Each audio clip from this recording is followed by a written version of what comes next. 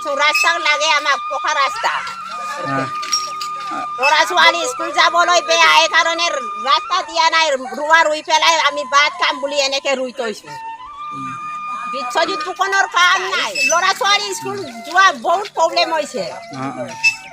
ngok tengani blog channel chopo silo akul ekota kundu surun silo ka toka sang ngolok tengani sa অৱস্থা এনেকুৱা হৈ আছে ngolok বুকা অৱস্থাত সোপাং ngolo se aloy gedung bukator pra tong silo gugol adung আৰু মাজতে নলক আপাই কাপি কাপিত পৰিবেশ দুজি লেংকান বিপন্না নলম চেষ্টা কৰি দিওঁ so ka toka ngolok এনেকুৱা অৱস্থা আলা দুং সুকা তো তো গাইস মোৰ চেনেলটোলৈ জনে জনে নতুনকৈ আহিছে কমেন্ট শেয়াৰ এনে সাবস্ক্ৰাইব কৰিব তো এনেকুৱা ভিডিঅ' আপোনালোকে পাই থাকিবলৈ তো যিমান আৰু আপোনালোকৰ বন্ধু বান্ধৱী আছে তো শ্বেয়াৰ কৰিব তো মোক অলপ মৰম যদি কৰে মই আৰু এনেকৈ টেঙানীৰ ৰাস্তা ঘাট ভাল বেয়া প্ৰতিভা মই আপোনালোকক মই দেখুৱাই থাকিবলৈ মই আগবাঢ়িম তো গাইজ ভিডিঅ'টো শেষলৈকে চাই থাকিব বুলি মই আশা ৰাখিছোঁ তো গাইজ আপোনালোকে আগতে শুনি গৈছে আপোনাৰ জুবিনদাৰ মুখৰ কথা চৰকাৰৰ কথাটো আপোনালোকে শুনি আছে তো পৰিৱৰ্তন শব্দটো শুনিবলৈ ভাল কিন্তু ৰাস্তা দেখি আপোনালোকে ক'ব কিবা কিবি ভাল তো গাইজ এনেকুৱা ৰাস্তা হৈছে মানে কৈছোঁ নহয় আজি ইয়াত মানে দান লগোৱা আমাৰ এই পোৱালকেইটা আপোনালোকে শেষলৈ চাওক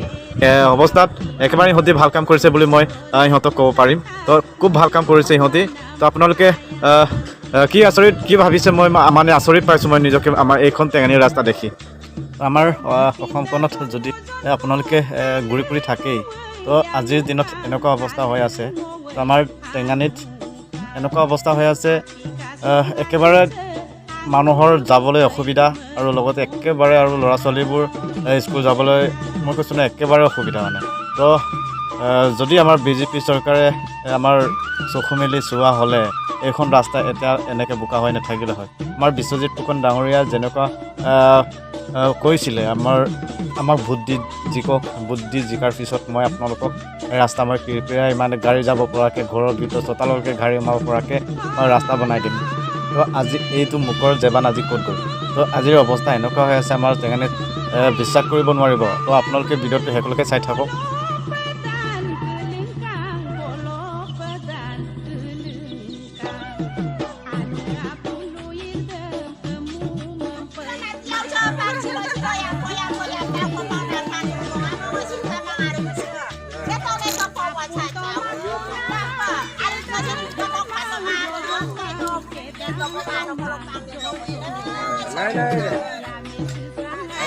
আমাৰ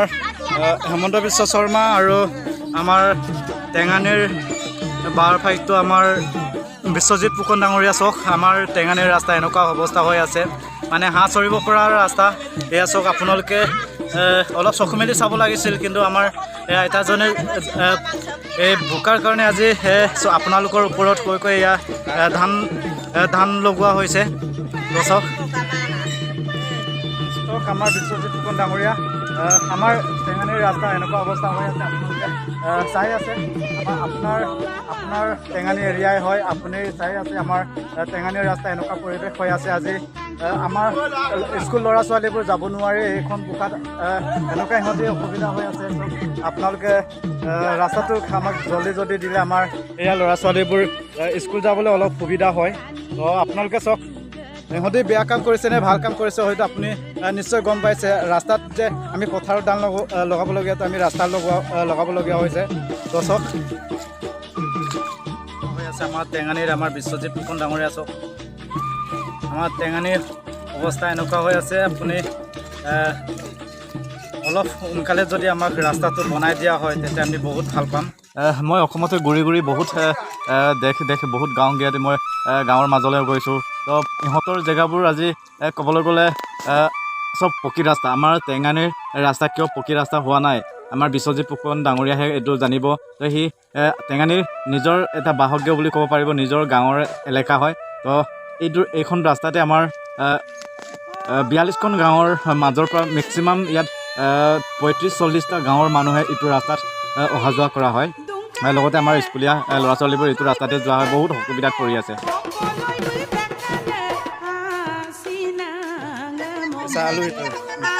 আমাৰ ৰাস্তা বেয়া হৈছে এই কাৰণে জেগা নাইকিয়া হৈ পেলাই এনেকে ৰোৱা ৰৈছোঁ ৰাস্তা লাগে আমাক পকা ৰাস্তা ছোৱালী স্কুল যাবলৈ বেয়া সেইকাৰণে ৰাস্তা দিয়া নাই ৰোৱা ৰুই পেলাই আমি ভাত খাম বুলি এনেকে ৰুই থৈছোঁ বিশ্বজিৎ ফুকনৰ কাম নাই জলদি ৰাস্তা লাগিবনে লাগে ৰাস্তা ল'ৰা ছোৱালী স্কুল যোৱা বহুত প্ৰব্লেম হৈছে